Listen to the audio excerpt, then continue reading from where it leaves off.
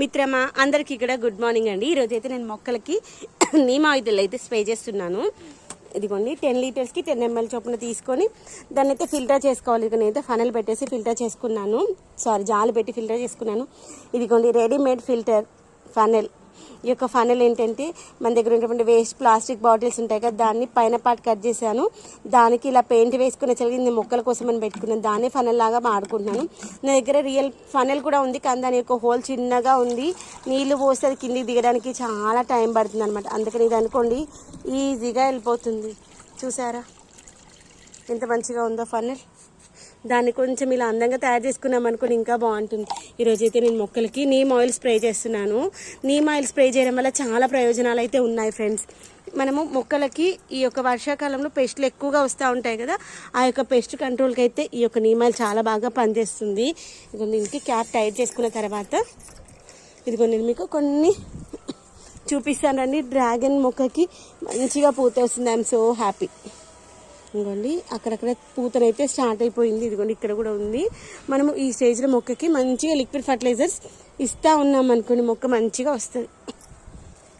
ఇదిగోండి అక్కడ కూడా వస్తుంది. ఇలా అన్ని మొక్కలకి మంచిగా స్ప్రే చేసుకుందాం. ఒకసారి దీంట్లో మనకి దీని యొక్క వ్యాక్యూమ్ అయిపోయినాక మళ్ళీ ఒకసారి కొట్టేసి ఇదిగోండి దొన్న మొక్కను మనం నిన్న మంచిగా క్రూన్ చేసాం కదా, మొక్కను ఎప్పుడైనా క్రూన్ చేసినప్పుడు దానికి కావాల్సినటువంటి ఎనర్జీ ఇవ్వాలన్నమాట. అప్పుడు అది మంచిగా లేత చిగురులు వచ్చేసి కాయలు అయితే పూతనైతే మంచిగా వస్తుంది. చెట్టు మొత్తం మంచిగా తడిసేలాగా స్ప్రే చేసుకోవాలి. క్రీపర్కి మనకి ఏంటంటే ముఖ్యంగా మనం కొమ్మ కత్తిరింపు చేసినప్పుడు దానికి మళ్ళీ తీగని సరిగా పాకనివ్వాలి. పాకనిస్తే మంచిగా వస్తుంది. చూడండి పూత ఎంత ముద్దుగా వస్తుందో. ఈ టైంలో మనం లిక్విడ్ ఫర్టిలైజర్స్ ఇవ్వాలి. ముఖ్యంగా నీమ్ ఆయిల్ ఇస్తే ఈ యొక్క వర్షాకాలంలో ఆకుకి పురుగు వస్తూ ఉంటుంది, ఆ పురుగు రాకుండా ఉంటుంది. దాంతోపాటు ఈ యొక్క దొన్న మొక్కను కాయను తినేటువంటి పురుగు ఒకటి వస్తుంది అనమాట, అది రాకుండా ఉంటుంది. కానీ ఇదంతా కూడా దొండ పాదునే. ఇవి నేనైతే ఇలా పాకిచ్చేసాను నాకున్నటువంటి ప్లేసు, నాకున్నటువంటి దాన్ని బట్టి. ఇదిగోని మొన్న మనము పెట్టుకున్నటువంటి గోరింటాకు మొక్క చూడండి ఎంత ముద్దుగా ఉందో. కొత్త చిగురు వచ్చేసింది చూసారా. ఒక్క వర్షం పడితే చాలు.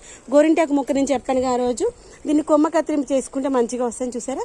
ఆ రోజు కొమ్మలు కట్ చేసుకున్నాము. మళ్ళీ మంచి లేత చిగురు వచ్చినవి మంచి పెద్దగా వస్తాయి అనమాట ఆకులు. ఇక్కడ నేను దొండది పాదు పెట్టేసుకున్నాను అనమాట, దుంప. అది కూడా మళ్ళీ మంచిగా వస్తుంది. ఇలా మన మొక్క మొత్తం తడిసేలాగా స్ప్రే చేసుకుందాము. కొత్త బుజ్జి దొండకాయలు అయితే ఎంత ముద్దుగా ఉన్నాయి చూసారా. వీటికి ఇక మళ్ళీ మనకు పెస్ట్ రాకుండా ఉండాలి అంటే మంచిగా లిక్విడ్ ఫర్టిలైజర్స్ అయితే ఇచ్చుకుంటూ ఉండాలి. ఇదిగోని మనం పెట్టుకున్న కొబ్బరి